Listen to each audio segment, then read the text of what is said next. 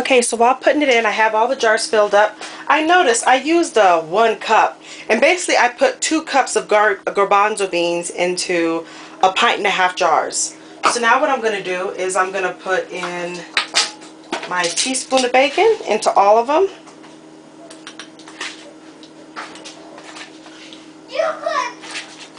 Uh-oh.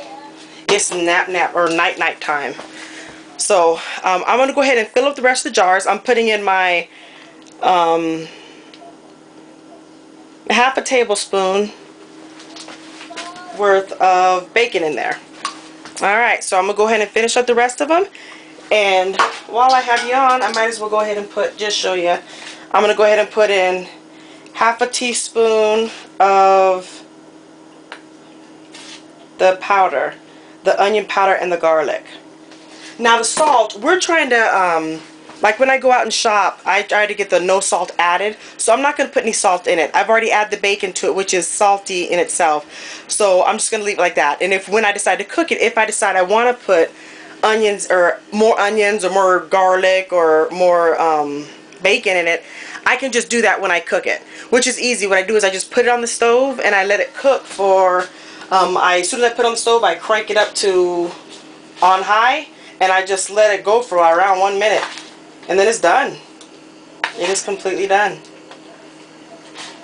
So I wasn't able to get a full, I got 12 jars that were with 2 cups in them.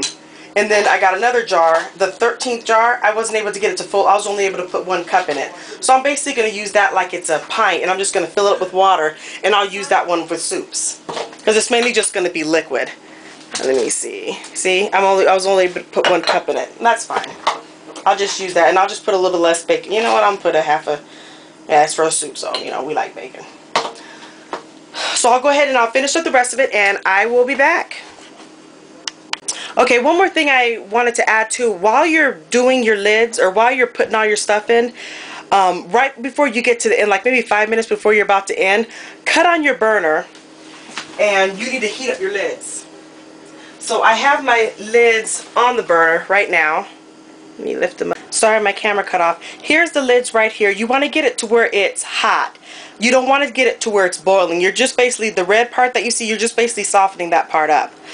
Okay, so let me go ahead and put it back on the stove. And it's already kind of hot.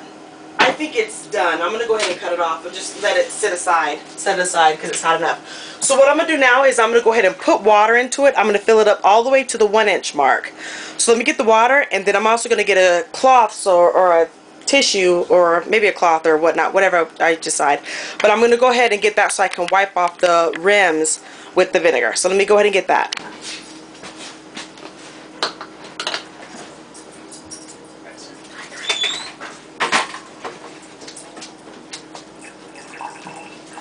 Okay, now what I'm going to use is some distilled white vinegar.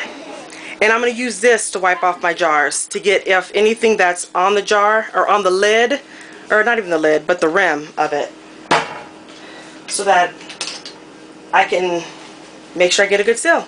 So I'm just going to wipe the rims of all of it.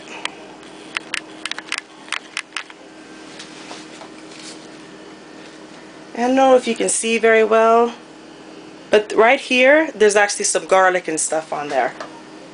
That right there could make it so that my jars don't seal. And what ends up happening whenever your jars don't seal, you can either put another lid on, because you can't use the same lid. You can use the same ring, but you can't use the same lid. So what you would end up having to do is just get a new lid, put it on, and you'd have to process it all over again for 75 minutes. So you basically be cooking it again, which would really make your beans really soft. So a lot of times when that happens to me, the only thing I do is just simply, oh, battery's already low. I would just simply put a ring on it, because it's already cooked, and I put it in the refrigerator and I eat it within a week. Switch it off. So I've wiped all the rims. And go in order so you can make sure that you don't skip anything. And nothing too, make sure you do go in order, because I've done it before where I've actually opened up my canner. I'm expecting it all to be done, and it is done, but I forgot to put water in one of them. So make sure you have liquid in all of them. Very, very important. Alright, so it's all done. And then what I'm going to do next is I'm going to grab a skewer. Got it. And what I'm going to do is I'm going to work out any air bubbles. And what you do is just go from side to side. Not from side to side, but just move it around it. And what I'm doing is I'm getting out all the air bubbles. And I'm, you know, mixing up the seasoning too. So that's always good. So I'm going to do the rest of the jars. I'm going to go ahead and mix them around. And just make sure whatever it is that you use that it's not metal, because you don't want to end up busting your jar. So let me go ahead and just go in a circular motion. Let me finish up the rest of the jars.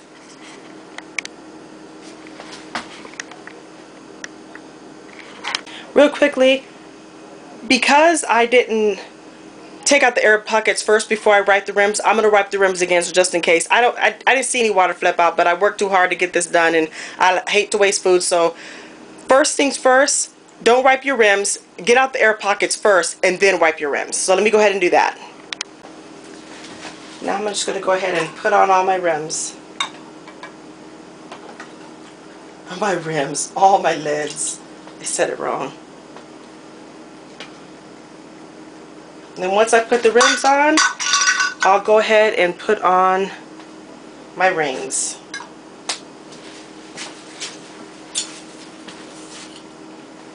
When you do, you put them on so that they're finger tight. Just like that. Do another one finger tight. There we go. Okay. Let me do the rest. Alright, my jars are done. And you can see they're up. By the time it's done sealing, those are going to be sucked all the way down, which is going to be beautiful. They will be ready for us to eat. Okay, and if I was using hot water, I definitely wouldn't be pressing on it, because it could already start sucking it down. It would be a false seal. So anyway, now that I have it all done, what I'm going to go ahead and do is, I have hard water, so whenever I use my canner, I always put vinegar inside of my canner so that I don't get that white calcium, or it doesn't change change the color of my glasses. I put maybe around 1/4 of a cup inside of my canner, and then I do basically 16 cups of water. So I get around 2 inches. So I get around 2 inches. I can get around 2 inches worth of liquid in there. So let me go ahead and I'm going to put what I recommend is make sure you always have a routine, something that you do back to back so you don't forget anything. For me, at times I would forget, for other canners that I've had, I would forget to put the vinegar inside of my canner, which would make it so that it would discolor my canner. And I'm girly, I want to keep it pretty. So I would make sure you have a routine of what you do. Like, for example, right now what I'm going to do is I'm going to put my vinegar inside of my canner, and then after I do that, then I'm going to put my water in it, and then I'm going to put my separators in, and I'm going to go ahead and start canning. So let me go ahead and put the vinegar in, and I will be back soon.